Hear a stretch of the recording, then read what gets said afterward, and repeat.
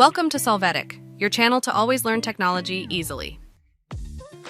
Below in the description, you will find useful links we used in this video.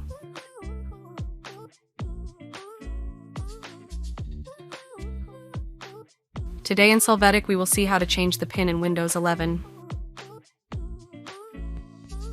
To start, click on the Start menu and open Settings.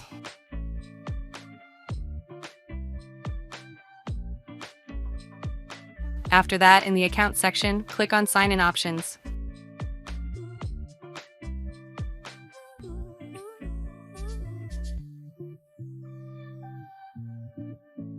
After, click on the Pin Windows Hello option.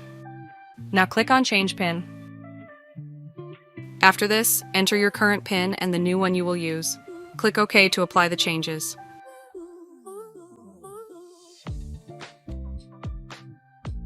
Hey, remember to subscribe Solvetic channel.